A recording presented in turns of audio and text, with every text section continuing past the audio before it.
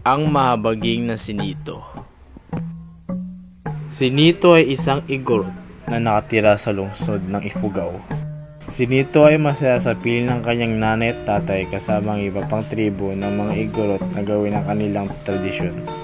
Isang araw, may mga teroristang sumugod sa kanilang lugar at ang ilan sa mga katutubo ay binaril. At ang ibang igorot ay nakaligtas kasama ng Sinito at iba pang tribo. Makalipas ang isang taon, naghiwalay-hiwalay ang mga igorot at sila Nito ay napadpad sa syudad ng Maynila. Isang araw, napagdesisyonan ng kanyang magulang na pag-aralin siya dito para mabago ang kanilang buhay.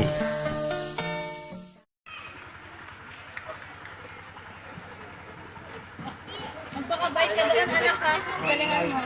Pumasok ka na, mag-ingat ka. Na makapasok na si Nito sa room ay kabado ito dahil unang araw pa lang niya dito.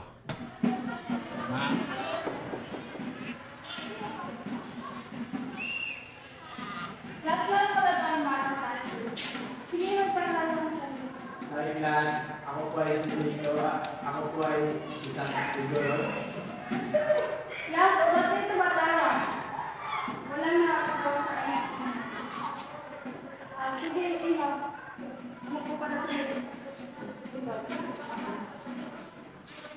Last. Tapos na ang kanilang klase at si Nito naman ay naglabas ng kanyang baon.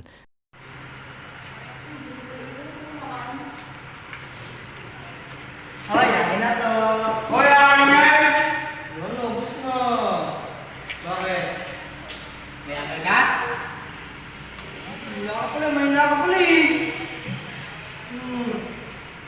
Wala na lamang nagawa si Nito.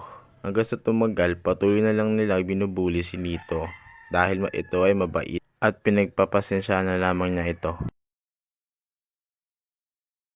Isang araw, nag-anunsyo ang kanilang guro sa mga estudyante na Guys, magkakaroon tayo ng shower talent. Dito magbibigyan kayo ng 5K ng ating mayor kung sakalang manalo. At ito yung gagawin din dito sa ating paaralan. Sino bang sasali sa inyo? Nice. So, mag-ready na lang kayo para sa Dennis. So, ito lang. Last miss. tuwang-tuwa si Nito sa narinig niya. Matapos na ang kanilang klase ay nagmadaling umuwi si Nito para sabihin ito sa kanyang magulang.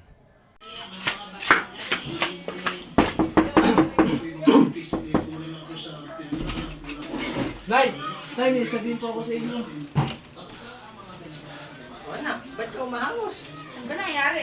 Ano po, may gaganapan po sa school namin. Ay, yung ano po, show your talent.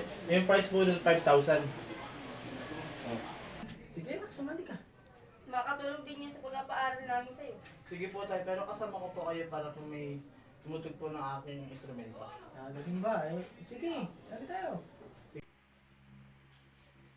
Ano ang iyong pangalan? Ako po si Nito Ayangan at ito po ang aming ama na Subul Ayangan. Sige, tayo na.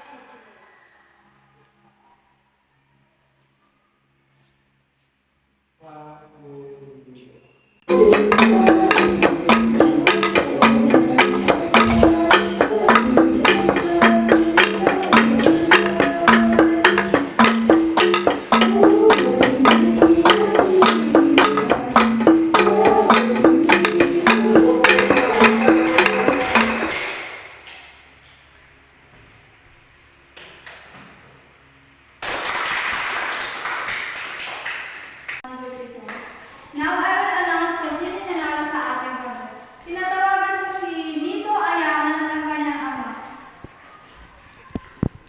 Congratulations, kayo po yung nanalo.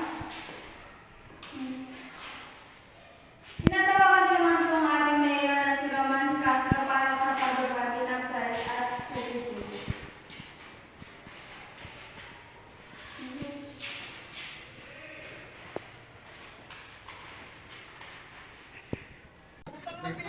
Patrick, ginagawa mo dito? Uy, dito ka pala. May problema lang kasi ako.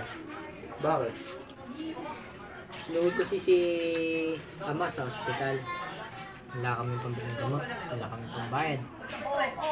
Hindi ko kasi alam kung saan ako makakuha ng pera. Naisip ko, sa'yo na lang sana, kaya lang, nahiya naman ako.